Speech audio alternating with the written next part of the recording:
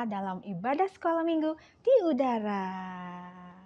Halo teman-teman semua, bagaimana? Sudah masuk sekolah kembali? Wah, tambah semangat ya sekolahnya. Oke, puji nama Tuhan. Semua sudah siap untuk sama-sama kita beribadah, memuji Tuhan, menyembah Tuhan, mendengarkan firman Tuhan? Pastinya ya. Oke, yuk sama-sama siapkan hati. Kita mau buka hati kita supaya kita bisa menerima kebenaran firman Tuhan dan kita mau hidup dalam kebenaran firman Tuhan. Ayo kita berdoa teman-teman. Bapa di dalam surga, kami sungguh mengucap syukur untuk kasih-Mu yang sangat besar dalam kehidupan kami.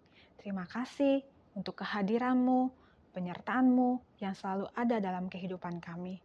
Tuhan, kami mau memuji Tuhan, meninggikan nama Tuhan, memuliakan nama Tuhan. Berkatilah ibadah kami Tuhan, kami menyerahkannya hanya di dalam nama Tuhan Yesus. Kami berdoa dan mengucap syukur. Haleluya, sama-sama katakan amin. Puji nama Tuhan. Teman-teman, yuk semangat untuk memuji Tuhan. Oke? Teman-teman, kita akan memuji Tuhan dengan semangat. Yuk nyanyi lagu ini. K-A-S-I-H, K-A-S-I-H. Kasih, kasih, kasih, kasih, kasih, kasih, kasih. K-A-S-I-H,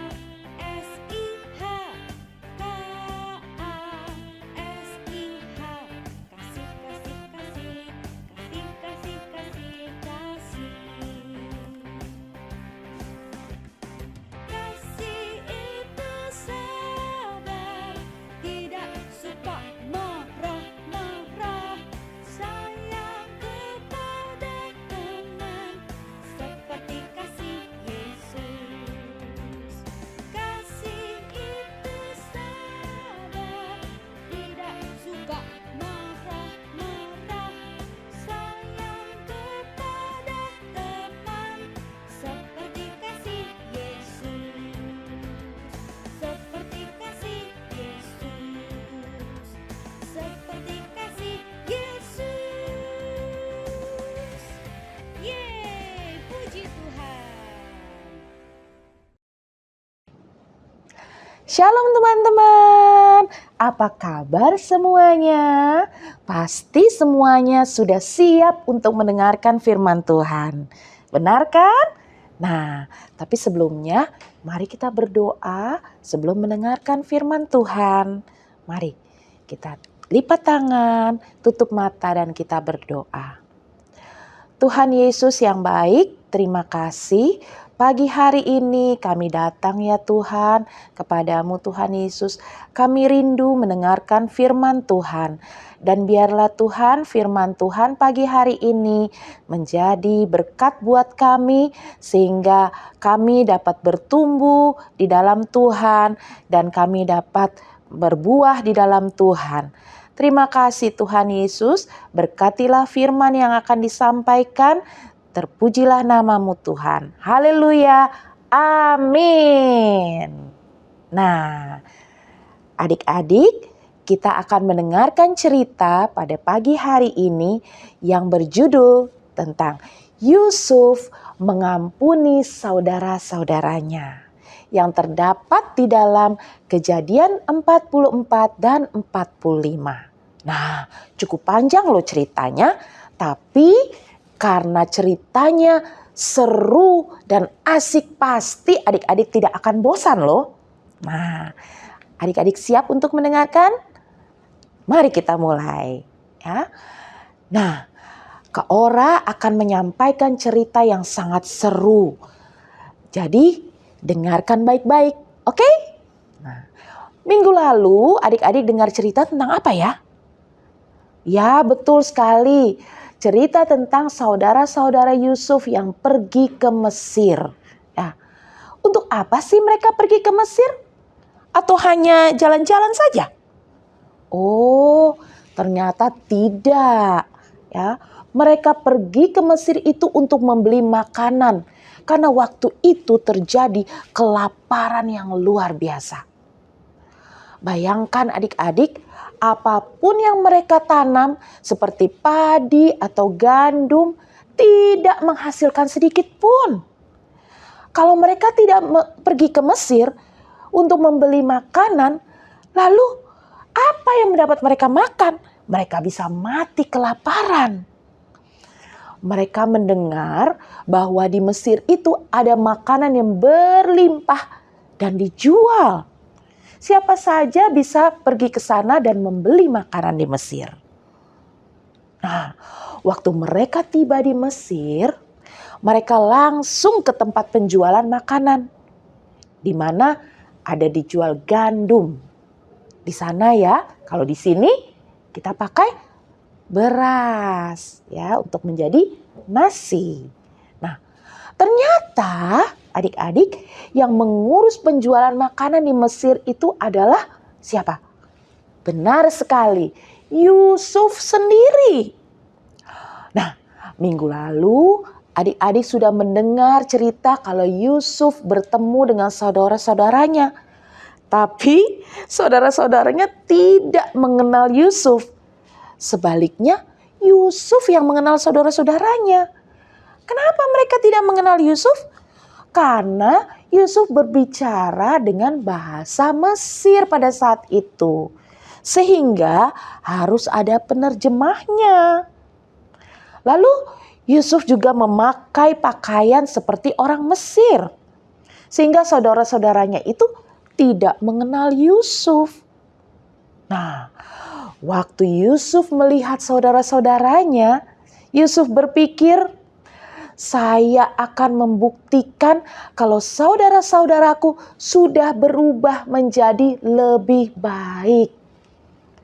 Nah, saya bersyukur kalau mereka masih mengasihi adik saya, yaitu Benyamin, adik satu-satunya ya Yusuf. Walaupun mereka telah menjual saya, kata Yusuf ya, namun mereka melihat penampilan mereka saat ini kelihatannya mereka sudah berubah. Tapi saya akan mengetes mereka satu kali lagi. Jadi, nah bagaimana? Yusuf menaruh gandum dalam karung saudara-saudaranya. Sedangkan dalam karung Benyamin, ya, Yusuf menyuruh pembantunya untuk meletakkan selain gandum, ada juga piala peraknya. Nah, piala perak yang dimiliki oleh Yusuf adalah piala perak yang istimewa. Karena hanya ada satu piala perak di negeri Mesir. Sehingga kalau ada orang yang mencuri pasti akan dikenakan hukuman yang berat seberat-beratnya.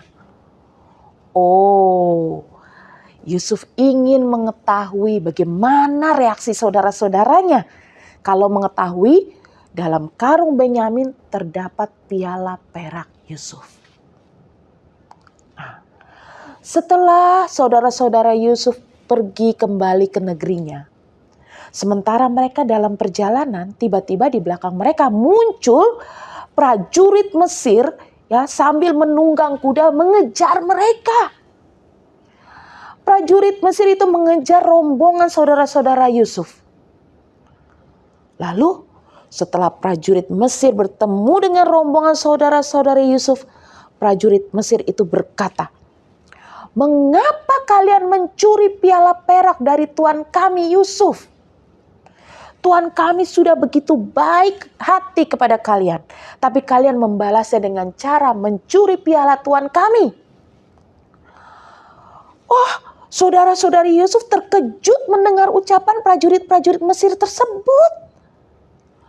"Apa yang kalian katakan?" kata mereka. "Kami tidak melakukan hal yang jahat seperti yang kalian katakan itu.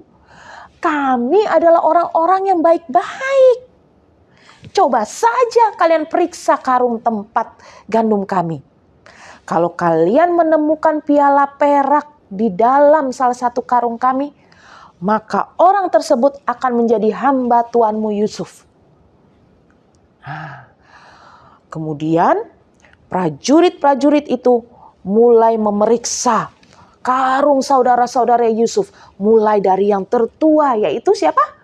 Ruben, benar. Ruben sampai ke anak yang paling bungsu yaitu benar sekali, Benyamin. Ya.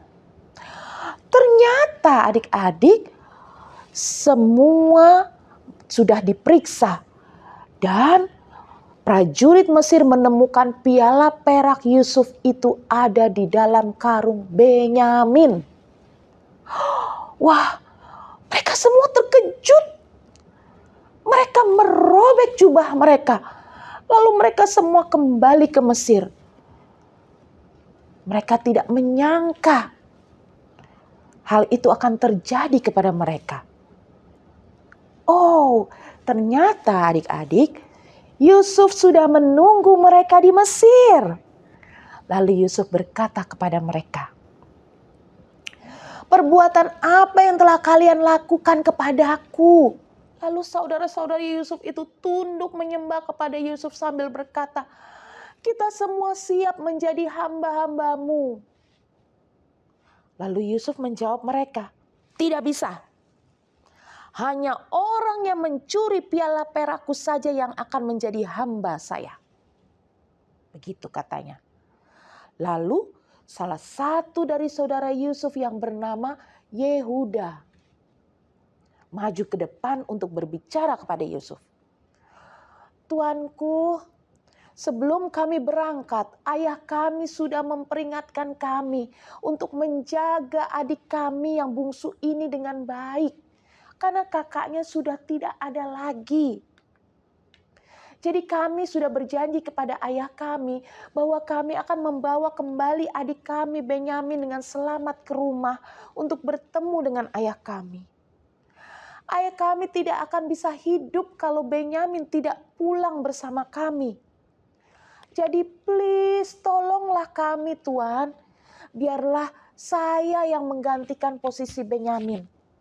Penjarakan saja saya. Dan biarkan adik kami Benyamin diizinkan pulang ke rumah." Demikianlah Yehuda maju berkata untuk menggantikan adiknya. Oh, sekarang Yusuf sadar bahwa saudara-saudaranya sudah berubah. Yusuf sedih mendengar pengakuan dari Yehuda. Dan dia masuk ke kamarnya dan dia menangis sejadi-jadinya. Ia menangis karena dia sangat sedih. Lalu waktu dia keluar, dia menyuruh agar semua hambanya yang ada di sekitar situ semuanya meninggalkan ruangan.